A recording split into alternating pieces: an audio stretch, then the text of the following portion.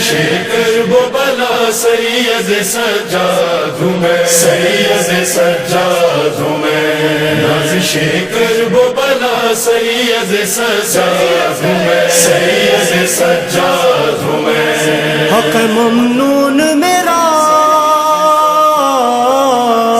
حق ممنون میرا سید سجاد ہوں میں، نازش کرب و بلا سید سجاد ہوں میں، سید سجاد ہوں میں، نازش کرب و بلا سید سجاد ہوں میں، سید سجاد ہوں میں، باخدا راز عبادت کو بتایا میں نے،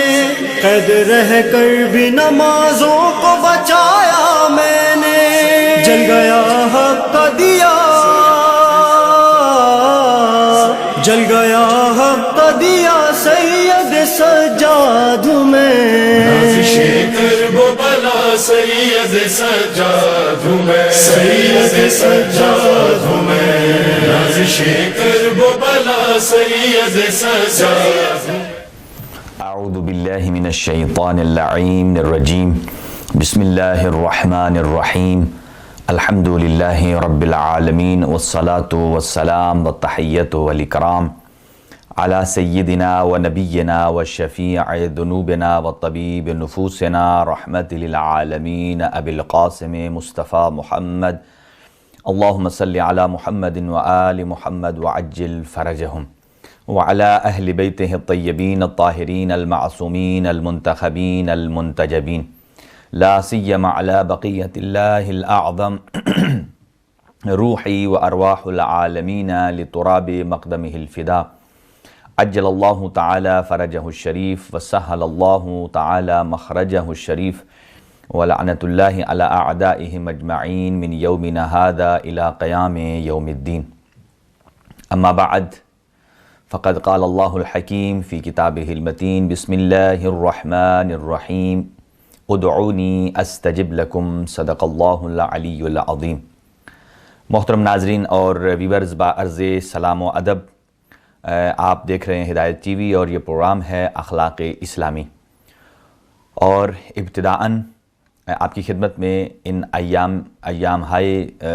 سعیدہ کی مناسبت سے، خاص طور سے انوار شعبانیہ اور اس ماہ مقدس شعبان کی جتنی مناسبتیں ہیں ان کی مناسبتوں سے ہدیہ تبریک پیش کرتے ہیں، بالعموم آپ تمام کی خدمت میں، اور بالخصوص اپنے زمانے کے امام حضرت حجت ابن الحسن العسکری علیہ السلام کی بارگاہ میں۔ ہماری گفتگو اخلاق اسلامی کے عنوان سے ہے، اور چونکہ آج امام زین العابدین علیہ السلام کی ولادت باسعادت ہے، اور اسی عنوان سے ہم صحیفہ سجادیہ پر آپ کی خدمت میں کچھ معروضات پیش کریں گے، لیکن امام حسین علیہ السلام کو اللہ پروردگار عالم نے جو 3 انعام عطا فرمائے ہیں، اور وہ 3 انعام کیا ہیں؟ وَجَعَلَ الْإِمَامَةَ فِي ذُرِّيَّةِ الْحُسَيْنِ، وَجَعَلَ الْإِجَابَةَ تَحْتَ قُبَّةِ الْحُسَيْنِ، وَجَعَلَ الشِّفَاءَ فِي تُرْبَةِ الْحُسَيْنِ۔ یقیناً یہ مکتب اہل بیت کے لیے بالخصوص اور بالعموم تمام امت مسلمہ کے لیے ایک بہت بڑا امتیاز ہے کہ آپ صلی اللہ علیہ وآلہ وسلم نے امام حسین علیہ السلام کے بارے میں ارشاد فرمایا کہ حسین منی و انا من الحسین، کہ حسین مجھ سے ہیں اور میں حسین سے ہوں۔ یقیناً اس کا مطلب کہ میں حسین سے ہوں کا یہی ہے کہ جو میرا اخلاق ہے، جو میری سیرت ہے، جو میرا کردار ہے، وہ آپ کو سب کا سب میرے اس بیٹے حسین ابن علی میں نظر آئے گا۔ اور جعل الامامۃ فی ذریۃ الحسین، امام حسین علیہ السلام کی ذریت میں اللہ پروردگار عالم نے امامت کو قرار دیا ہے۔ جب امام حسین علیہ السلام کا نور جناب سیدہ سلام اللہ علیہا میں منتقل ہوتا ہے، اور آپ اپنے والد گرامی حضرت محمد مصطفیٰ صلی اللہ علیہ وآلہ وسلم کی بارگاہ میں جاتی ہیں، اور آپ ارشاد فرماتی ہیں کہ اے بابا جان، جب سے یہ نور حسین مجھ میں منتقل ہوا ہے، تب سے نور حسین مجھ زہرا کے نور پر غالب ہے۔ جبکہ حسن مجتبیٰ کا نور مجھ میں منتقل ہوا تھا تو میرا نور حسن مجتبیٰ کے نور پر غالب تھا، تو آپ صلی اللہ علیہ وآلہ وسلم نے جو ارشاد فرمایا، آپ نے فرمایا کہ جب نور امام حسن مجتبی آپ میں منتقل ہوا تھا تو وہ صرف ایک تنہا نور تھا، لیکن جب نور امام حسین منتقل ہوا ہے تو یہ تنہا نہیں ہے، بلکہ وہ ائمہ ہدیٰ جو صلب امام حسین علیہ السلام میں موجود ہیں وہ بھی اس نور میں شامل ہیں، لہٰذا اس وجہ سے نور حسین آپ کے نور پر غالب ہے۔ وَجَعَلَ الْإِمَامَةَ فِي ذُرِّيَّةِ الْحُسَيْن، امام حسین علیہ السلام کی ذریت میں سے قرار دیا امامت کو، اور آپ نے اپنے ہر بیٹے کا نام علی رکھا۔ ایک شخص نے امام سجاد علیہ السلام کو طعنہ دیا اور سخت الفاظ میں تبادلہ خیال کیا، میں ایسے ہی پیش کر سکتا ہوں آپ کی خدمت میں۔ جب اس نے مختلف بچوں کے نام پوچھے، مخاطب ہوا ان سے، اور آپ کا نام کیا ہے؟ علی۔ آپ کا نام کیا ہے؟ علی۔ تو پھر اس نے کہا کہ آپ کے والد گرامی کو سوائے علی کے کوئی اور نام نہیں پسند، سب کا نام علی رکھا ہے، کسی کا نام علی اکبر ہے، کسی کا نام علی زین العابدین ہے، کوئی علی اوسط ہے، کوئی علی اصغر ہے۔ تو آپ نے ارشاد فرمایا، امام حسین علیہ السلام کا جملہ یہ ہے کہ لو آطانی اللہ الف ذکور لسمیتہم علیہ، اگر اللہ پروردگار عالم مجھے 1000 بیٹے بھی عطا کرتا تو میں ان سب کے نام علی رکھتا۔ اپنے والد گرامی امیر المؤمنین علی ابن ابی طالب علیہ السلام سے کس قدر محبت ہے، کس قدر انس ہے۔ وَجَعَلَ الْإِمَامَةَ فِي ذُرِّيَّةِ الْحُسَيْن، اور دوسرا جو انعام دیا وَجَعَلَ الْإِجَابَةَ تَحْتَ قُبَّةِ الْحُسَيْن، کہ امام حسین علیہ السلام کا واسطہ دے کر انسان اللہ تعالیٰ کی بارگاہ سے دعا کرے تو وہ دعا رد نہیں ہوتی ہے۔ آج چونکہ ہمارا عنوان بھی دعا ہی کا ہے، اور وَجَعَلَ الْإِجَابَةَ تَحْتَ قُبَّةِ الْحُسَيْن، جو امام حسین علیہ السلام کی ذریعہ مقدس میں جاتا ہے، اس قبہ شریف میں جا کر دعا کرتا ہے تو اللہ رب العالمین اس کی دعا کو رد نہیں کرتا ہے۔ اور وَجَعَلَ الشِّفَاءَ فِي تُرْبَةِ الْحُسَيْن، اللہ پروردگار عالم نے امام حسین علیہ السلام کی تربت میں شفا رکھی ہے، اور خاک شفا پر سجدہ کرنے کا ایک سبب یہ ہے کہ السجود علی تربت الحسین یتم الصلاۃ ان کانت ناقصۃ، کہ تربت کربلا کے اوپر سجدہ کرنے کا ایک کمال یہ ہے کہ السجود علی تربت الحسین، جو شخص خاک کربلا پر سجدہ کرتا ہے، اس کی مہر بناتا ہے، اس پہ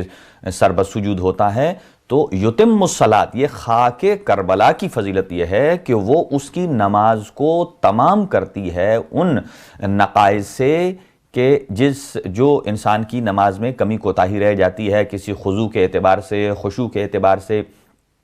خلوص کے اعتبار سے، تو یہ خاک کربلا اس کی اس تمام نقائص کو دور کر دیتی ہے۔ پھر ارشاد ہوا کہ حنکوا اولادکم بتربت الحسین، اپنی اولاد کو جو پہلی گھٹی دی جاتی ہے وہ تربت حسین سے دیا کرو، اس میں آب فرات کو شامل کر لیا جائے، آب زمزم کو شامل کیا جائے، اور اس میں شہد کو شامل کر کے اور اسے گھٹی دی جائے، تاکہ پہلے دن سے ہی اس کے دل کا رابطہ وہ کربلا سے جڑ جائے۔ امام حسین علیہ السلام کی بارگاہ میں جو بھی آپ دعا کریں گے یقیناً وہ مستجاب ہوگی، اور چونکہ ہم بہت بڑا ایک تحفہ اور عنایت پروردگار ہے کہ مکتب اہل بیت کے پاس دعائے مبارکہ توسل، یعنی ایک معصوم سے توسل نہیں، 14 معصومین علیہ السلام سے توسل ہے، اور ہم کہتے ہیں یا وجیہن عند اللہ، جو اللہ کے ہاں آپ کا ایک بزرگ مقام ہے، ایک عظمت ہے، ایک جو قرب کا ایک مقام ہے۔ وَقَدَّمْنَاكَ بَيْنَ يَدَيْ حَاجَاتِنَا، ہم آپ کی ذات مقدس اور آپ کے نام مبارک کو اپنی دعاؤں اور حاجات کے پیش رکھتے ہیں، تاکہ اللہ پروردگار عالم کی بارگاہ تک ہماری دعائیں پہنچ سکیں۔ ہماری چونکہ گفتگو آج امام زین العابدین علیہ السلام کی دعاؤں کا مجموعہ صحیفہ سجادیہ ہے، اور اسی پر ہم گفتگو کریں گے۔ امام زین العابدین علیہ السلام دعائے مبارکہ مکارم اخلاق کے آخر میں ارشاد فرماتے ہیں الہی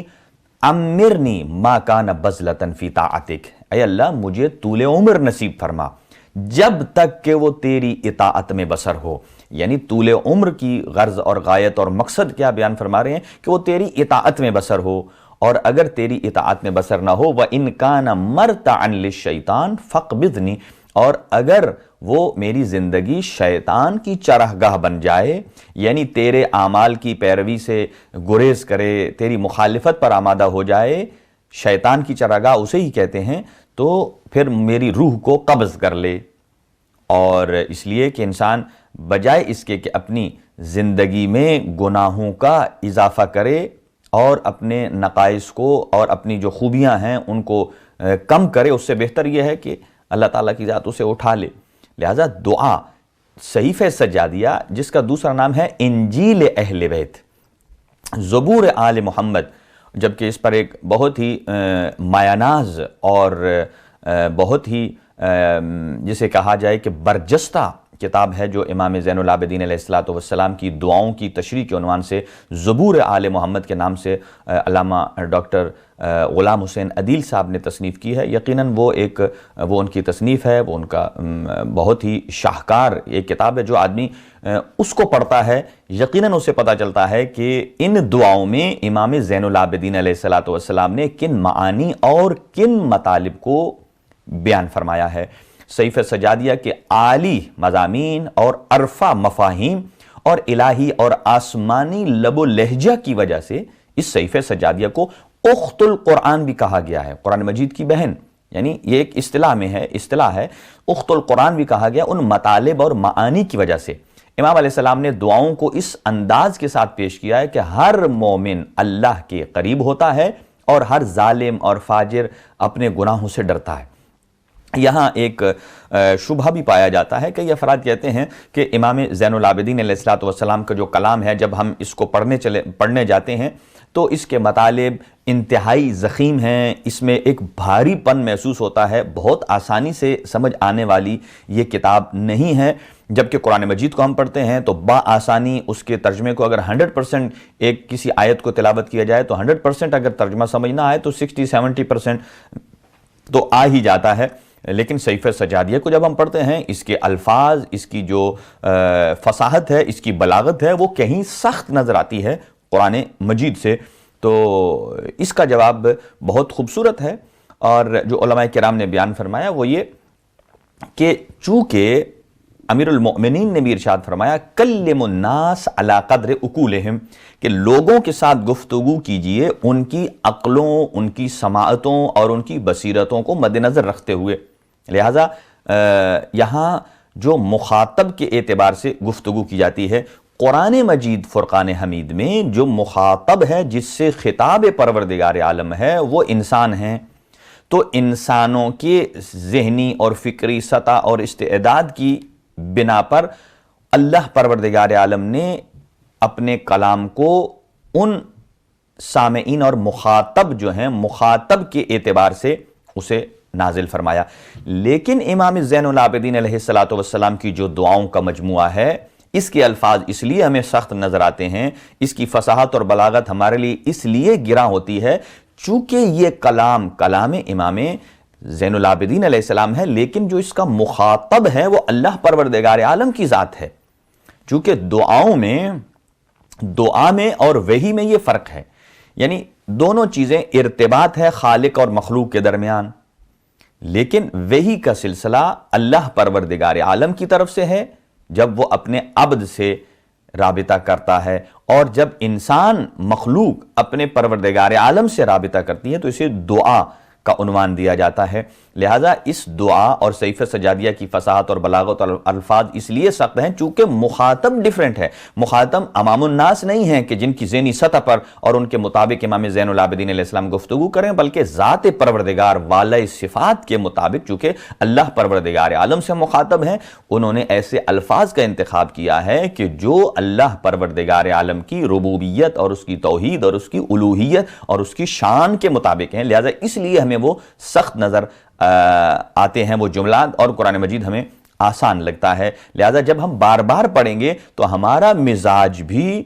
اللہ پروردگار عالم سے گفتگو کرنے کا ویسے ہی بلند ہو جائے گا جیسے امام زین العابدین علیہ السلام نے بیان فرمایا ہے۔ تو گویا اس میں نئے نئے ابواب کھولے ہیں، اور امام زین العابدین علیہ السلام نے عبد اور معبود کے درمیان رشتہ استوار کرنے کا ایک بہترین انداز آپ نے بیان فرمایا ہے۔ اور یقیناً امام زین العابدین علیہ السلام نے اس میں جو احساس نیاز بندی کیا ہے اور تطہیر باطنی، بلندی کردار اور ظالموں اور جابروں کے خلاف قیام کا درس بھی دیا ہے، تو انہی دعائیہ کلمات میں دیا ہے۔ لہٰذا جیسے ائمہ معصومین کے خطبات ہدایت کا باعث ہوتے ہیں، ویسے ہی حالات کے اعتبار سے ائمہ معصومین علیہ السلام کی بالعموم اور بالخصوص امام زین العابدین علیہ السلام کی یہ دعائیں بھی ویسے ہی ہدایت کا سرچشمہ ہیں جیسے آپ کے خطبات اس کا سرچشمہ ہوتے ہیں۔ اور یہاں ایک بہت سارے دنیا کے جو اسکالرز ہیں انہوں نے مقالے لکھے ہیں اور متعدد رسالے بھی شائع کیے ہیں، اور بہرحال ان کا جو لب لباب ہے وہ یہ کہتے ہیں کہ صحیفہ سجادیہ کی صورت میں ایک بیش بہا علمی ذخیرہ عالم اسلام کے پاس موجود ہے، پوری انسانیت کے لیے یہ عطائے پروردگار ہے، اور معرفت کے اس خزینے سے استفادہ کر کے مسلمانوں کے باہمی افتراق اور پراگندگی کو ختم کر کے ایک مشترکہ اسلامی روح کا احیاء کیا جا سکتا ہے، صرف امام زین العابدین علیہ السلام کی ان دعاؤں کو پڑھ کے۔ یہ وہ دعائیں ہیں کہ جن میں کسی فرقے کی کوئی خصوصیت نہیں ہے۔ جب انسان اپنے پروردگار عالم سے رابطہ کرتا ہے تو یہ سب کے لیے، جبکہ ایک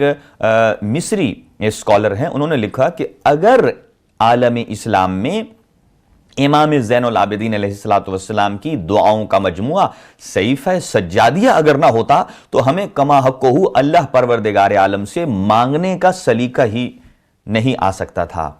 اور ان دعاؤں میں اچھی اچھی باتوں کی تلقین ہے اور بعض میں برائیوں سے بچنے کا درس دیا گیا ہے۔ گویا صحیفہ سجادیہ امر بالمعروف کا ایک مکمل مجموعہ ہے، اور جو رمز، جو اشارے، جو خوف و رجا کی کیفیت انگیزی سے سرشار ہے، یہ اپنی مثال خود ہی ملتا ہے۔ خداوند عالم کی عظمت و جلالت کا اظہار اس میں موجود ہے، عجائبات قدرت کا ذکر ہے، مصائب اور شدائد سے چھٹکارا پانے کی آرزو اور بیماریوں، لاچاریوں سے شفا کا جو تذکرہ ہے وہ بھی اس میں موجود ہے۔ علوم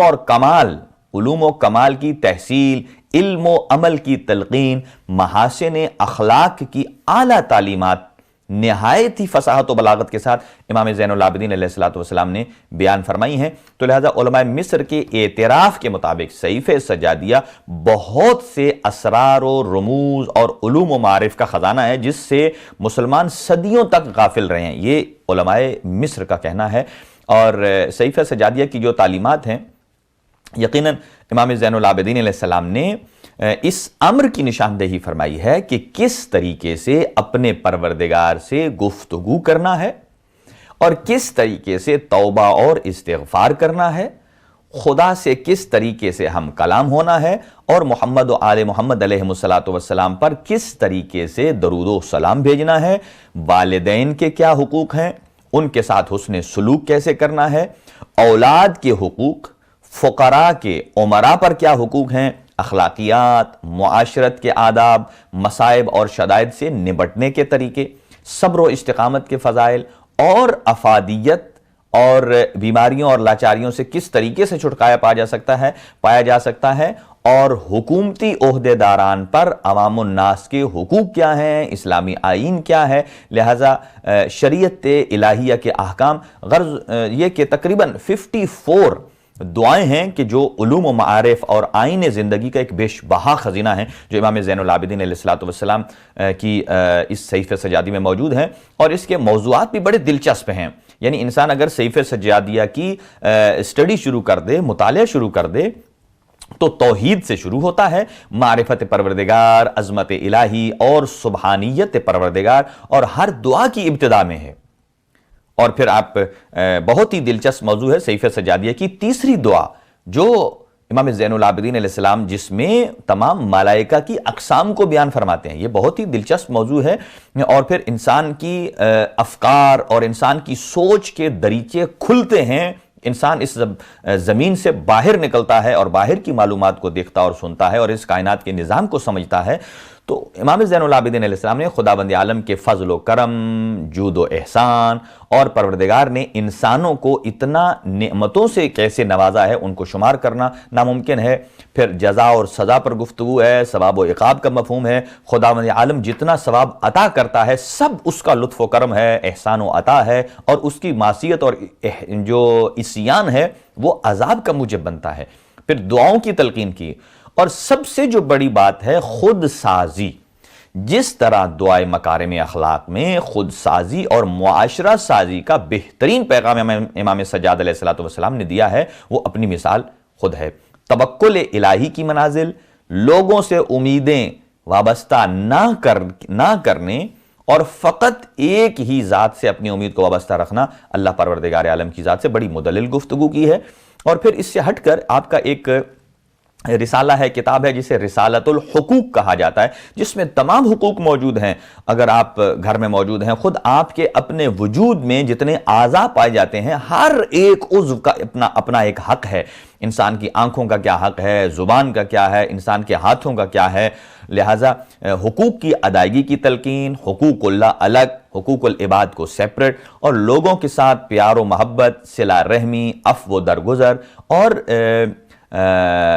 بالخصوص وہ لوگ کہ جنہوں نے آپ کے ساتھ اچھا سلوک نہیں کیا ہے، ان کے ساتھ حسن سلوک، طلب مغفرت، اور پھر اسی طرح کینہ توزی سے محفوظ رہنے کے بہت سارے امام زین العابدین علیہ السلام نے اس میں چیزیں بیان فرمائی ہیں۔ لیکن میں اس ایک جملے کو بیان کر کے آگے بڑھتا ہوں کہ یہ جو دعا ہے، یہ دعا کسی ایک مکتب، کسی ایک مذہب، کسی ایک فرقے کے ساتھ خاص نہیں ہے۔ یہ دعا ایک فطری تقاضا ہے جس کی ضرورت پر کسی دلیل کی ضرورت نہیں ہے، جبکہ آپ نے ارشاد فرمایا صلی اللہ علیہ وآلہ وسلم نے الدعاء سلاح المؤمن، جس کے ہوتے ہوئے شیطان کا ہر وار خطا ہوتا ہے وہ دعا ہے۔ جس طرح ستون عمارت کو انہدام سے بچاتا ہے، اسی طرح دعا بھی دین کو آفت سے بچاتی ہے۔ اسی لیے فطرت میں دعا کا امتزاج بذات خود ایک بہت بڑی دلیل ہے، جو انسان کو اپنی احتیاج کے اظہار کا موجب بنتی ہے۔ اور دعا کی اہمیت کے لیے اتنا ہی کہہ دینا کافی ہے کہ دعا کا شمار عبادات میں سے ہوتا ہے، بلکہ یوں کہا جائے کہ الدعاء مخ العبادہ، دعا عبادت کا مغز ہے۔ جیسا کہ آپ بادام لیتے ہیں یا کوئی اور ایسا ڈرائی فروٹ لیتے ہیں جس کے اوپر چھلکا ہوتا ہے، اس کے اندر جو موجود ہوتا ہے اسے مغز کہا جاتا ہے، باہر کا چھلکا ہے۔ اسی لیے عبادات میں سب سے بڑی عبادت نماز ہے، جس میں دعا کی طلب بھی ہے اور اس کا اظہار بھی ہے۔ لہذا انبیاء کرام اور جتنے بھی رسول اعظام علیہ السلام گزرے ہیں، ان کی سیرت، خاصان پروردگار کی سیرت طیبہ کا حصہ یہ دعا رہی ہے، جس کی مثالیں قرآن مجید میں آپ بہت ساری لے سکتے ہیں۔ انبیاء کرام علیہ السلام کی دعائیں ہیں، انما اشکو بثی و حزنی الی اللہ، کہ میں جو بھی مشکل پیش آتی ہے، جو بھی میری شکایت ہے، جو بھی میری مشکل ہے، اے میرے اللہ میں تیری ذات سے بیان کرتا ہوں۔ تو دعا کی حدود کسی خاص مذہب تک محدود نہیں ہے، دعا ہر مذہب میں موجود ہے، ہر منطق، ہر زبان بولنے والے، ہر فرقے سے، ان تمام چیزوں سے، فرق سے، مذاہب سے بالا تر جس عبادت کا نام ہے یا تصور ہے وہ ایک دعا ہے۔ گویا یوں کہا جا سکتا ہے کہ دعا ایک ایسا سنگم ہے جہاں ہر مکتب فکر کے راہی آپس میں آ کے ملتے ہیں اور اپنی مرادیں حاصل کرتے ہیں۔ لہذا دعا خالق اور مخلوق کے درمیان رابطے کا نام ہے، جیسا کہ لغت میں کوثر اور کثرت میں ایک فرق بیان کیا گیا ہے کہ کوثر الرابطۃ بین الخالق والمخلوق، خالق اور مخلوق کے درمیان جو ارتباط ہے اس کا نام کوثر ہے، اور اس کا بہترین ذریعہ ائمہ ہدی علیہ السلام کی شخصیات ہیں، اور خاص طور سے جناب صدیقہ طاہرہ فاطمہ الزہرا سلام اللہ علیہا ہیں۔ اور کثرت کیا ہے کہ الرابطۃ بینک و بین الدنیا، دنیا اور آپ کے درمیان جو رابطہ ہے اسے کثرت سے تعبیر کیا جاتا ہے۔ لہذا آج ہر آدمی کثرت کا خواہاں ہے، کوئی آدمی کہتا ہے میں شہرت چاہتا ہوں، جو شہرت ہے وہ بھی یہ ہے کہ کثرت جو ہے، یعنی بہت سارے افراد میں وہ ویل نون ہو جائے، بہت سارے لوگ انہیں جانتے ہوں۔ اسی طرح آج سوشل میڈیا پہ دیکھتے ہیں کئی افراد اس بات پر فخر و مباحات کر رہے ہیں کہ ہمارے اتنے فالورز ہیں، ہمارے اتنے سبسکرائبرز ہیں۔ یہ سب چیزیں کیا ہیں؟ یہ اپنا اور دنیا کے ساتھ رابطے کی ایک مثال دے کر وہ اپنی خوش فہمی میں مبتلا ہیں کہ ہم بہت اچھے ہیں، زیادہ لوگوں سے کنیکٹ ہیں۔ لہٰذا یہ رابطہ جو خالق اور مخلوق کے درمیان ہے، اگر خدا کی طرف سے ہو تو اسے وحی کہتے ہیں، اور اگر بندے کی طرف سے ہو تو اسے دعا کہتے ہیں۔ وحی اور دعا میں ایک فرق ہے۔ وحی اللہ پروردگار عالم کی جانب سے اپنے بندوں سے رابطے کرنے کا نام ہے، جو کہ عمومی نہیں ہے، جو خصوصی ہیں، جو اللہ پروردگار عالم کے انبیاء ہیں، جو رسل ہیں، یہ انہی کی طرف القاء ہوتا ہے۔ اور وحی ہدایت بشری کے لیے ہوتی ہے، تو دعا ہدایت کے حصول کا ذریعہ قرار پاتی ہے کہ انسان اللہ تعالیٰ کی ذات سے ہدایت کو حاصل کرتا ہے۔ جس طرح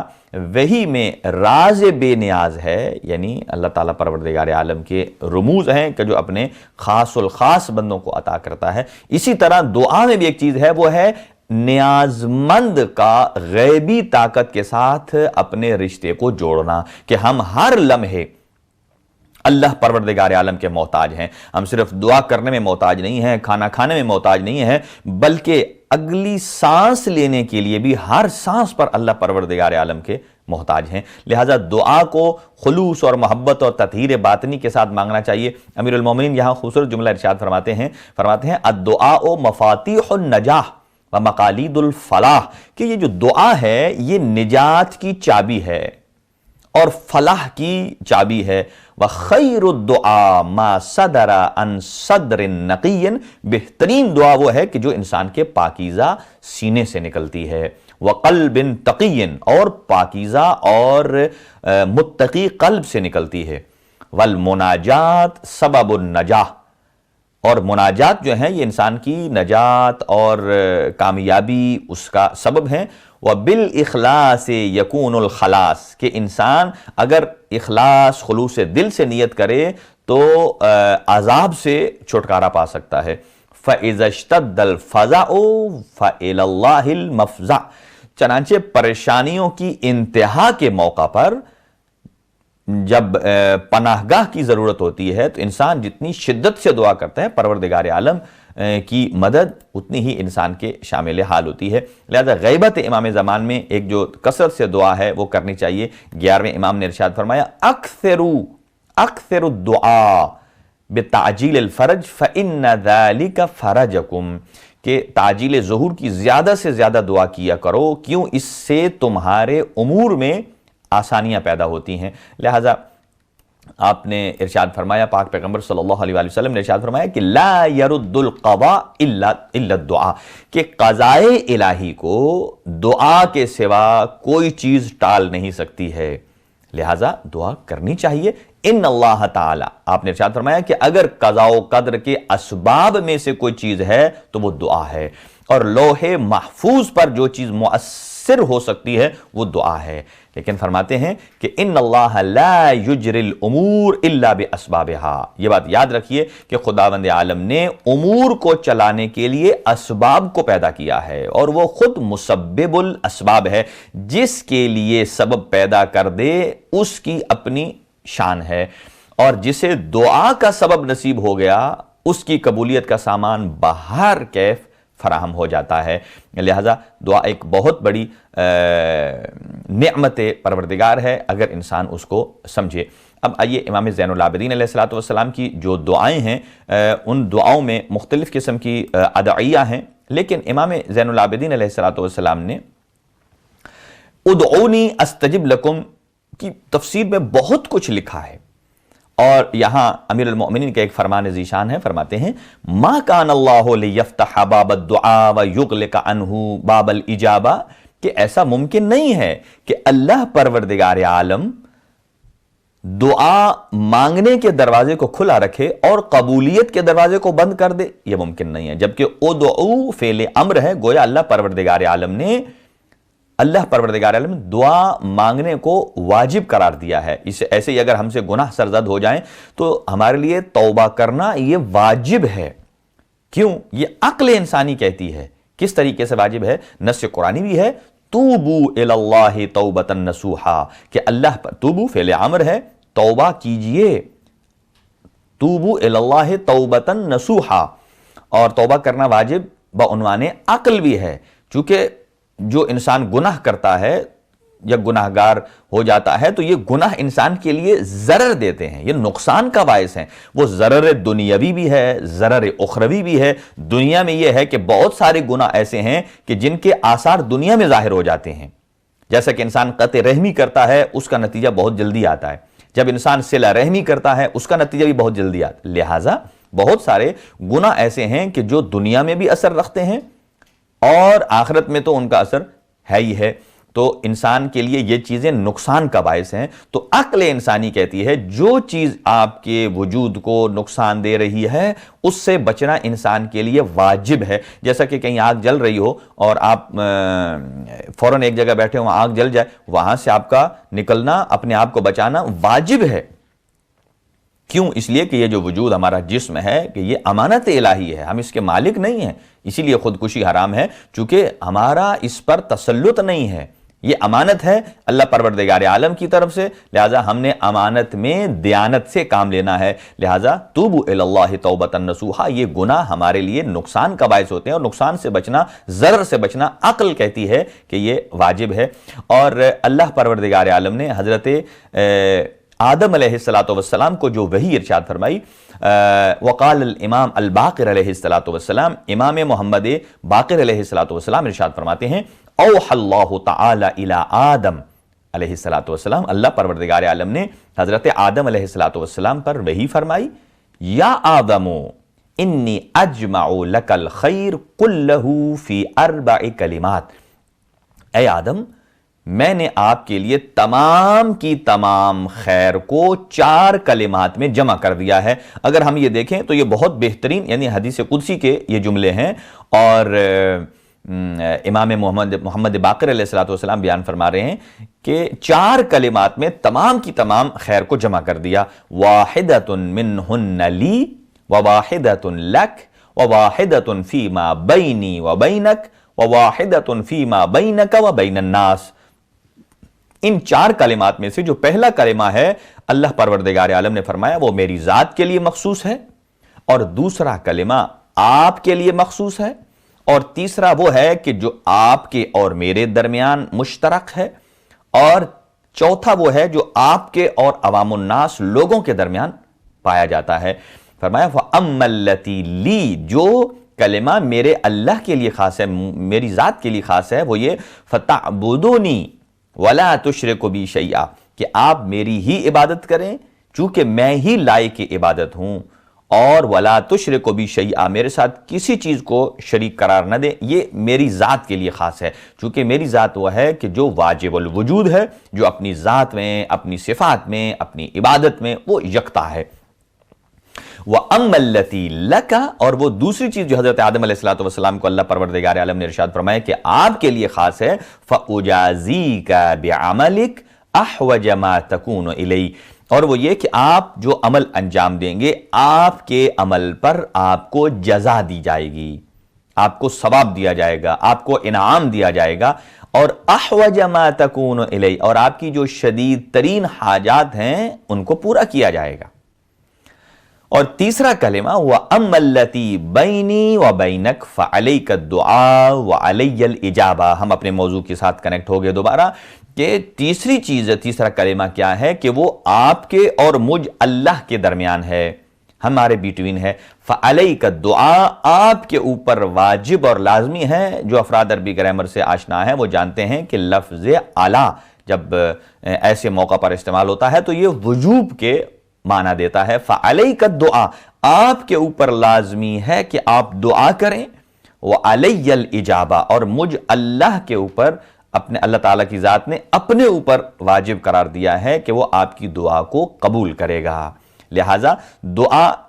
اس کا مطلب ہرگز یہ نہیں ہے کہ انسان سے گناہ ہو تو دعا کا موقع آتا ہے کہ انسان کہے کہ نہیں میں نے تو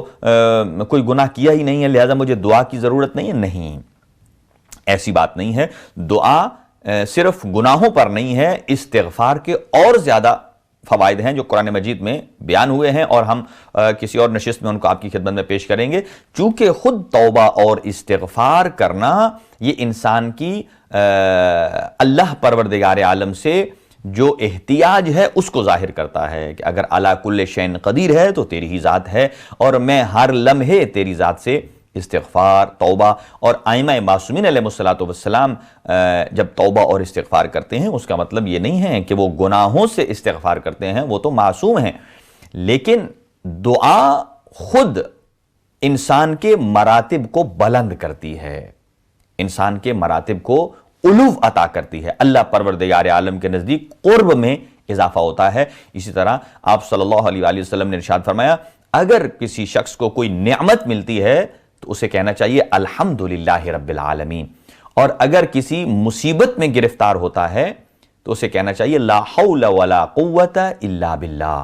اور پھر فرمایا کہ اگر وہ چاہتا ہے کہ اپنے گناہوں کو معاف کرائے اور مشکلات سے نکلے، آسانیاں پیدا ہوں، تو استغفر اللہ ربی واتوب الیہ کا تذکرہ کرے۔ اور تیسری چیز ہے جو کلمہ ہے وہ ہے دعا، اور اسی پر ہم گفتگو کر رہے ہیں۔ امام زین العابدین علیہ السلام کی دعاؤں کا مجموعہ ہے کہ جس میں امام جو دعا کر رہے ہیں اس میں جہاں اور مقاصد ہیں ان میں سے ایک مقصد یہ بھی ہے اپنے انہی دعا کے مطالب میں وہ عوام الناس کو، وہ لوگوں تک کچھ مطالب پہنچانا چاہتے ہیں، جس میں جابر اور ظالم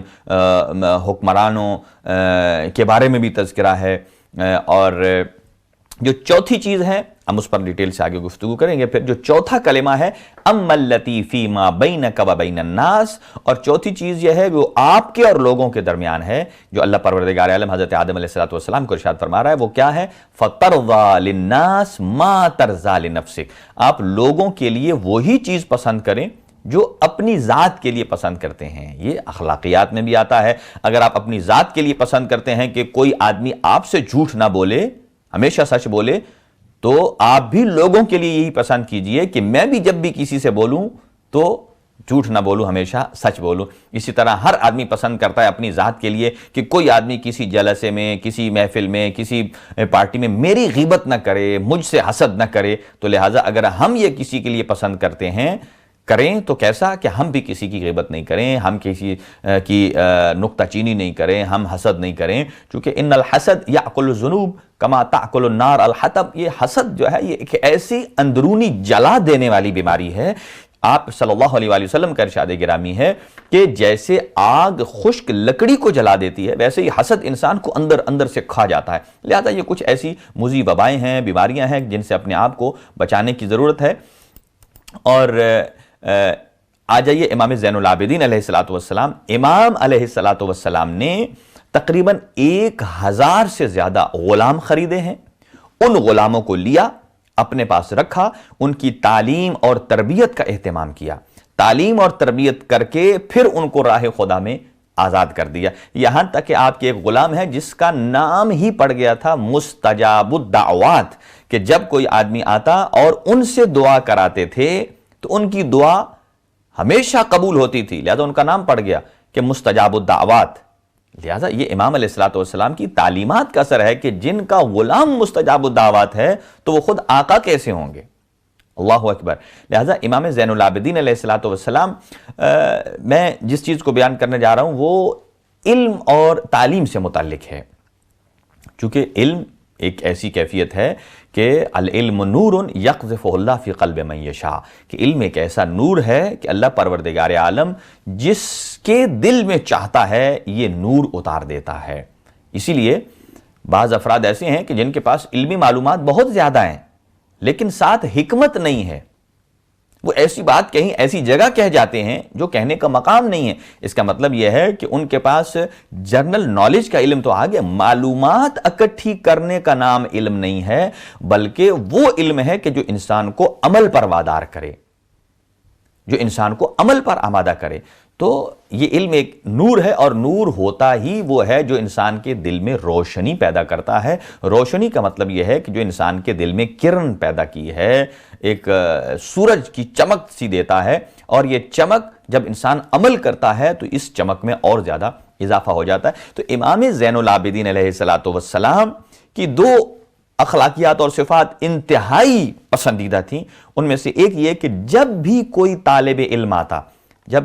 طالب علم کہا جاتا ہے، یہ ہمارے لوگوں کی تقسیم ہے، یہ طالب علم دینی ہے، یہ طالب علم دنیاوی ہے. قطعاً یہ کوئی کسی علم کا تعلق ایسا نہیں ہے کہ آپ اسے کہیں اس کا تعلق دنیا سے ہے. وہ ہمارا ٹرینڈ ایک ایسا بن چکا ہے، جو آدمی فزکس پڑھ لیتا ہے، جو آدمی مثلا میڈیکل پڑھ رہا ہے، وہ یہ کہے گا کہ بس اس نے اب میڈیکل کے شعبے میں جانا ہے اور وہاں سے جو درآمد حاصل ہوگی یہ دنیاوی درآمد ہے. قطعاً ایسا نہیں ہے. چونکہ اگر ایک انجینئر ہے، اگر کوئی علوم محمد و آل محمد سے آشنا کوئی اسکالر ہے، کوئی ڈاکٹر ہے، کوئی مثلا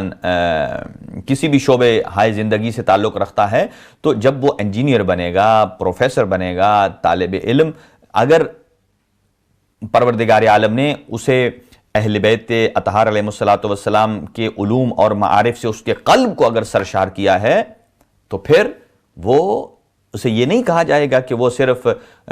دنیاوی علم ہے، بلکہ آپ دعا میں بھی دعا کرتے ہیں کہ اللہم ارزقنا علما نافعا، اے اللہ ہمیں ایسا علم عطا فرما کہ جو ہمیں نفع دے. تو نفع کیا ہوتا ہے؟ ہر آدمی کو معلوم ہے کہ جب انسان کہیں انویسٹمنٹ کرتا ہے، جب کہیں بزنس سٹارٹ کرتا ہے، اگر وہ گروم کر رہا ہے تو انسان کہتا ہے اس میں مجھے پروفٹ آ رہا ہے، اس میں مجھے نفع آ رہا ہے، اور جیسے اس میں لاس ہوتا ہے تو انسان کہتا ہے مجھے نقصان ہو رہا ہے. تو وہ پروفٹ کی طرف آگے بڑھتا ہے. لہٰذا یہاں بھی ایسی بات ہے کہ وہ علم کہ جو انسان کو نقصان سے بچائے اور فائدے کی طرف لے جائے، اسے علم نافع کہتے ہیں. اور اس میں یہ کہیں بھی نہیں لکھا کہ اگر انسان فزکس، چونکہ آج کل بہت سارے ایسے علوم ہیں کہ جن کو آپ فزکس، کیمسٹری، بایو، ائمہ علیہ السلام کے زمانے میں، اب تو ہر ایک فیکلٹی الگ ہے، لیکن خود امام صادق علیہ السلام کے زمانے میں پڑھانے والے ایک تھے، لیکن کس کو پڑھانے والے ہیں؟ فیکلٹی تمام کی تمام امام جعفر صادق علیہ السلام کے ہاتھوں میں تھیں. کوئی فزکس پڑھ رہا ہے، کوئی بایو پڑھ رہا ہے، کوئی ایسے ہی کیمسٹری پڑھ رہا ہے. جو علم کیمیا کے بانی ہیں وہ اہل بیت اطہار علیہ السلام کے سامنے اپنے زانو تلمذ طے کر کے اس درجے تک پہنچتے ہیں. تو پھر یہ تقسیم درست نہیں ہے، بلکہ ہاں اتنا کہا جائے ہر وہ علم کہ جو انسان کو نفع دیتا ہے، جو نقصان دیتا ہے. اسی لیے کہ جادو کو سیکھنا، کسی کے اوپر جادو کر کے کسی کو پریشانیوں میں مبتلا کرنا، یہ سب کچھ اس لیے حرام ہے. اس کی وجہ یہ ہے چونکہ وہ کسی کے ضرر کا باعث بنتا ہے. لہٰذا امام زین العابدین علیہ السلام جب بھی کوئی اسٹوڈنٹ آتا، طالب علم آتا، تو وہ امام علیہ السلام اس کے احترام میں کھڑے ہو جاتے تھے. اور یقیناً جو علم ہے وہ چھٹے امام نے ارشاد فرمایا کہ وہ علم جو ہمارے دروازے سے نکلتا ہے وہی علم کہلانے کے لائق ہے، وہی علم نافع ہے. ہاں البتہ بعد میں اسے کوئی کشف کرتا ہے تو یہ ایک الگ بات ہے. اس کا مطلب یہ نہیں ہے کہ وہ پہلے سے موجود نہیں تھا. جیسے دنیا میں بہت ساری چیزیں ابھی لوگ کشف کر رہے ہیں، ان کو ابھی ان تک پہنچ رہے ہیں. جیسا کہ ابھی جیمز ویب نے مختلف ابھی پکچرز بھیجی ہیں. اب جو اس سے پہلے کسی نے ان تصاویر کو نہیں دیکھا تھا، اس کے بارے ان کا کوئی آئیڈیا نہیں تھا، اس کا مطلب یہ نہیں ہے کہ اس سے پہلے وہ چیزیں موجود نہیں تھیں. نہیں، یہ انسان نے کشف ابھی کیا ہے، وہاں تک ابھی پہنچا ہے انسان. تو امام زین العابدین علیہ السلام کی خدمت میں جب کوئی طالب علم آتا تھا، آپ اس کے ادب میں، اس کے احترام میں کھڑے ہو جاتے اور اپنے ساتھ جگہ دیتے تھے. ایک بات. اور دوسری، جب کوئی سائل آتا تھا سوال کرنے کے لیے تو امام زین العابدین علیہ السلام اس کے استقبال میں چل پڑتے تھے آگے، اس کو ویلکم کرنے کے لیے آگے بڑھتے تھے چند قدم. جیسا کہ ہمارے ہاں کوئی ایک انتہائی با عزت شخص کوئی گیسٹ آ جائے تو ہم دروازے تک اس کو ریسیو کرنے جاتے ہیں، لینے جاتے ہیں، چھوڑنے جاتے ہیں. تو استقبال کرتے تھے امام زین العابدین علیہ السلام. کسی نے پوچھا آقا وہ تو آپ سے طلب کرنے آیا ہے، آپ اس کا استقبال کیوں کر رہے ہیں؟ تو آپ علیہ السلام نے ارشاد فرمایا وہ جو سائل آیا ہے اس کا استقبال اس لیے کر رہا ہوں کہ یہ وہ شخصیت ہے یا یہ وہ آدمی ہے کہ جو میرے دنیا کے مال کو آخرت تک بھیجنے کے لیے وسیلہ اور ذریعہ بن رہا ہے، کہ میں جو اسے دوں گا وہ یقیناً میری آخرت کا توشہ ہے. تو گویا یہ سائل سبب بنا ہے کہ جو میرے مال دنیا کو آخرت میں منتقل کرے تو میں اس کی رسپیکٹ کیوں نہ کروں، میں اس کا استقبال کیوں نہ کروں. لہٰذا یہ امام علیہ السلام کی بہت ہی صفت، پسندیدہ صفت تھی. اور بس وقت تمام ہوا چاہتا ہے، اور آپ صلی اللہ علیہ وآلہ وسلم نے ایک طالب علم کے متعلق، جو کہ اسٹوڈنٹ ہے، جو کہ علم حاصل کر رہا ہے، وہ طالب العلم آپ کی فضیلت میں ارشاد فرمایا احبہ اللہ و احبہ الملائکۃ و احبہ النبیون، کہ جو اس وقت مثلا اسٹوڈنٹس علم حاصل کر رہے ہیں، شرط یہ ہے کہ وہ علم انسان کی حفاظت کا باعث بنے، وہ انسان کی جو جسے کہا جاتا ہے کہ انسان کی جو فطرت ہے اس کے مطابق ہونا چاہیے، تو کیا ہوگا؟ طالب العلم احبہ اللہ، ایک طالب علم سے اللہ پروردگار عالم بھی محبت کرتا ہے، ملائکہ بھی محبت کرتے ہیں، اور نبیون انبیاء کرام علیہ السلام محبت کرتے ہیں۔ لہٰذا انسان کیوں نہ ایسا کام کرے کہ جس سے اللہ کا بھی محبوب ہو جائے، ملائکہ کا بھی محبوب ہو جائے، اور نبیوں کا بھی، انبیاء کرام علیہ السلام کا بھی محبوب ہو جائے۔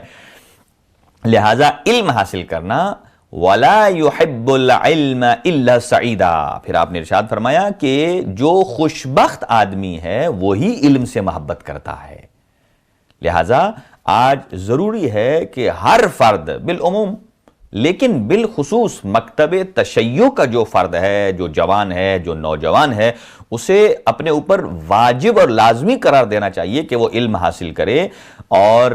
ایسا علم حاصل کرے کہ جو اس کو زندگی میں، اس کو لائف میں نفع دے، اور اپنی لائف اور زندگی کی ڈائریکشن کو اس سمت لے جائے جو آپ صلی اللہ علیہ وآلہ وسلم کا راستہ ہے، جو اللہ اور اس کے رسول اور اہل بیت اطہار علیہ السلام کا راستہ ہے۔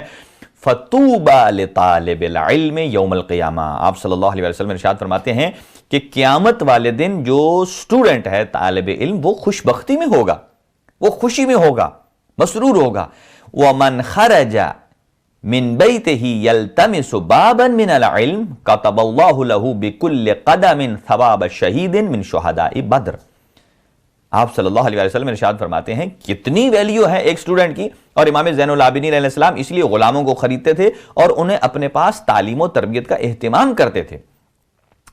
پاک پیغمبر ارشاد فرماتے ہیں کہ جو شخص اپنے گھر سے نکلتا ہے کہ وہ علم کے ایک چیپٹر کو سیکھے، ایک باب کو سیکھے، ایک بات کوئی سیکھ لے، تو اللہ تعالیٰ کی ذات اس کے جو قدم اٹھائے گا اس کام کی غرض کے لیے، ہر قدم کے نیچے شہدائے بدر کے میں سے ایک شہید کا ثواب اس کے ایک ایک قدم پر دے گا۔ جتنے قدم اٹھائے گا اتنے ہی شہدائے بدر کا ثواب اسے ملے گا۔ وَطَالِبُ الْعِلْمِ حَبِيبُ اللَّهِ، اللہ تعالیٰ کا حبیب ہوتا ہے وہ آدمی جو علم حاصل کرتا ہے، تو حبیب اللہ۔ اسی طرح الکاسب حبیب اللہ، جو حلال کماتا ہے، رزق حلال کماتا ہے، وہ بھی اللہ کا دوست ہے، حبیب ہے، اور علم حاصل کرنے والا نوجوان بھی اللہ کا حبیب ہے۔ اور پھر آپ صلی اللہ علیہ وسلم ارشاد فرماتے ہیں وَمَنْ أَحَبَّ الْعِلْمِ وَجَبَتْ لَهُ الْجَنَّةِ، جو علم سے محبت کرتا ہے وہ جنت اس پر واجب ہو جاتی ہے۔ اب یہاں کوئی آدمی کہے کہ صرف علم حاصل کرنے سے نہیں، آپ امیر المؤمنین نے ارشاد فرمایا علیہ السلام نے کہ کن عالما او متعلما او محبا لہما، آپ کو تین کاموں سے باہر نہیں ہونا چاہیے، یا خود عالم ہو جائیں، یا طالب علم ہو جائیں، یا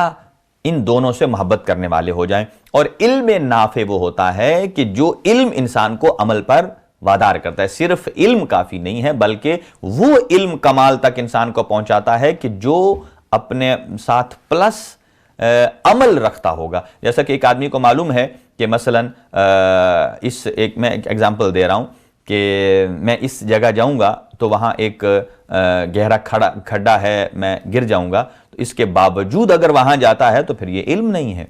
علم وہ ہے کہ جو عمل کرواتا ہے ساتھ، اگر اسے علم ہے کہ وہاں میرے لیے اگر نقصان دہ ہے تو پھر یہ علم اس کو وہاں جانے سے روکتا ہے۔ وَيُصْبِحُ وَيُمْسِي فِي رِضَا اللَّهِ، کہ جو طالب علم ہے وہ صبح اور شام، یعنی گویا ہر وقت ایسا گزارتا ہے 24 گھنٹے میں کہ وہ اللہ اس سے راضی ہوتا ہے، اللہ کی رضا اس کی شامل حال ہوتی ہے۔ وَلَا يَخْرُجُ مِنَ الدُّنْيَا حَتَّى يَشْرَبَ مِنَ الْكَوْثَرِ وَيَأْكُلُ مِنْ ثَمَرَةِ الْجَنَّةِ، کتنی خوبصورت حدیث مبارکہ ہے۔ فرمایا کہ جو آدمی یعنی طالب علم کے لیے ہے کہ جو طالب علم ہے، جو اسٹوڈنٹ ہے، جو علوم محمد و آل محمد کو سیکھتا ہے. جب یہ علوم کہا جاتا ہے اس کا مطلب صرف یہ نہیں ہے کہ قرآن، حدیث، جنت، جہنم ایسی باتیں نہیں. سارے کا سارا علم علوم محمد و آل محمد، چاہے وہ فلکیات کا علم ہے، چاہے وہ سائنسی علم ہے، چاہے وہ حسابیات کا علم ہے. تو جو بھی یہ طالب علم ہے لا یخرج من الدنیا، دنیا سے اس وقت نہیں جائے گا، اس کی موت نہیں آئے گی یہاں تک کہ وہ کوثر کو پی نہ لے گا اور جنت کا پھل کھا نہیں لے گا. تو یہ طالب علم کی فضیلت ہے. وَيَكُونُ فِي الْجَنَّةِ رَفِيقَ خضر، اور وہ جب جنت میں جائے گا تو وہاں بھی تنہا نہیں ہوگا، حضرت خضر علیہ السلام کا رفیق ہوگا، ان کا دوست ہوگا. تو آپ صلی اللہ علیہ وسلم نے یہ سب کچھ طالب علم کے بارے بیان کرنے کے بعد فرماتے ہیں وَهَذَا كُلُّهُ تَحْتَ هَذِهِ الْآيَةِ، یہ سب کا سب میں نے جو فضیلت بیان کی ہے علم کی، یہ اس آیت کے تحت ہے. اور کون سی آیت مجیدہ ہے کہ يَرْفَعِ اللَّهُ الَّذِينَ آمَنُوا مِنْكُمْ وَالَّذِينَ أُوتُوا الْعِلْمَ دَرَجَاتٍ، کہ اللہ پروردگار عالم تم میں سے جو صاحبان ایمان ہیں ان کے درجات کو بھی بلند کرے گا، اور جو صاحبان علم ہیں ان کے درجات کو بھی بلند کرے گا. لہذا خداوند متعال ہمیں امام زین العابدین علیہ السلام کی سیرت طیبہ پر عمل پیرا ہونے کی توفیق عنایت فرمائے، اور صحیفہ سجادیہ کو پڑھنے، اس پر عمل کرنے، اور وہ دعائیں کہ جو امام زین العابدین علیہ السلام نے جن میں وہ مطالب و مفاہیم بیان فرمائے ہیں ان کو سمجھنے کی توفیق عنایت فرمائے. اور پروردگار عالم امام زمان اجل اللہ تعالی فرجہ شریف کے ظہور میں تعجیل فرمائے. قلب ناظرین حضرت حجت ابن الحسن العسکری علیہ السلام کو ہماری جانب سے راضی و خوشنود فرمائے. وصلی اللہ علی سیدنا محمد وآلہ الطیبین الطاہرین المعصومین. سید سجاد ہوں میں، نازش کرب و بلا سید سجاد ہوں میں، سید سجاد ہوں میں، نازش کرب و بلا سید سجاد ہوں میں، سید سجاد ہوں میں، سید سجاد ہوں میں، نازش کرب و بلا سید سجاد ہوں میں، سید سجاد ہوں میں، نازش کرب و بلا سید سجاد ہوں میں.